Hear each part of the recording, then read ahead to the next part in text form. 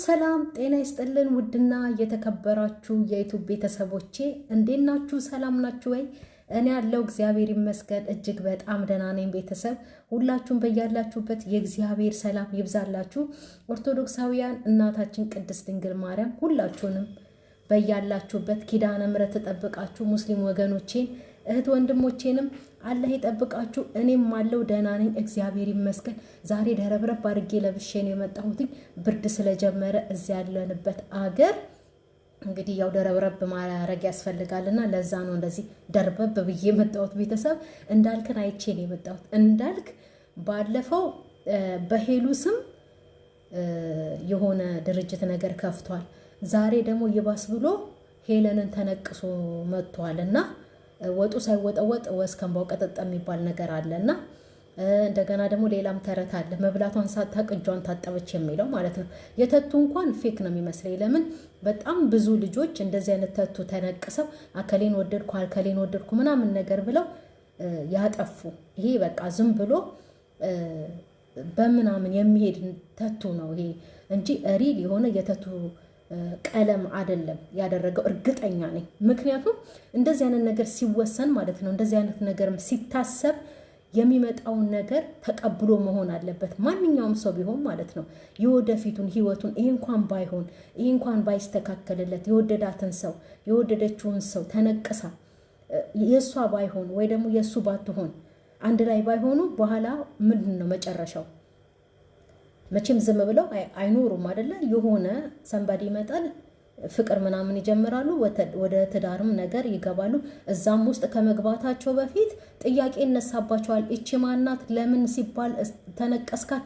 እስካሁንስ ለምን አቆያሃት? የወደፊት ህይወታቸውን በጣም የሚያበላሽ ነው የሚባል ነገር ማለት ነው። ተቱ ሲጀመር በሃይማኖትም አይፈቀድም። እውነት እኔ ከዚህ ቀደም ላደረኩትኝ ተቱ ይሄን ምናምን ነገር እግዚአብሔር ይቅር ይበለኝ። ያው እኔና እግዚአብሔር ተነጋግረንበታል በዚህ ጉዳይና ተቱ ኃጢአት ነው በአጠቃላይ ማለት ነው። ምክንያቱም የሚፋቅ ነገር አይደለም። ተቱ ኃጢአት ነው በአጠቃላይ። ስለዚህ አንደኛ ነገር ይሄ ነው። ሁለተኛ ነገር ደግሞ ለላይፋቸው ለበኋላው ምንድን ነው? ቅድም ጓደኛው የጠየቀው ትልቅ ጥያቄ አለ። አንተ እኮ ህይወትክ በዚህ አይደለም የሚያቆመው፣ ህይወትክ ይቀጥላል እና መጨረሻክ ምንድን ነው የሚሆነው? እሺ ባትልህስ?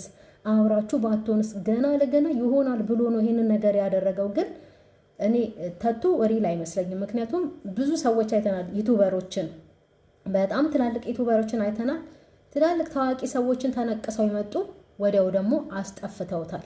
የተቱ ቀለም በተአምር በምንም አይነት ነገር ቢሆን ከጊዜ ሂደት ነው እንጂ የሚለቀው ቶሎ የሚለቅ ነገር አይደለም። ራሴ ስለማቀው ነው። ግን በሆነ ቀለም ይሰሩታል፣ ወዲያው የሚጠፋ ነገር ነው። የእንዳልክም እንደዛ ይመስለኛል። እና እንዳልክ ዘንድሮ እኔማ በቃ የሄለን ነገር ለካ ፍቅር ሲያገረሽ እንደዚህ ነው የሚባለው እውነት ነው አሰኝቶኛል። እንግዲህ እግዚአብሔር ይሁን፣ ህይወት ይቀጥላል።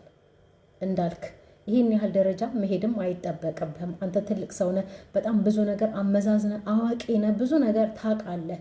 ለአንተ ሰው የሚሰጥ ትልቅ ቦታ አለ። ስለዚህ እዛ ቦታ ላይ ሆነ መገኘት ነው እንጂ ያለብህ ህይወት የጀመረችን ሴት ወደ እኔ ትመጣለች ብሎ መጠበቅ እንግዲህ እኔ ይህንን አላውቅም።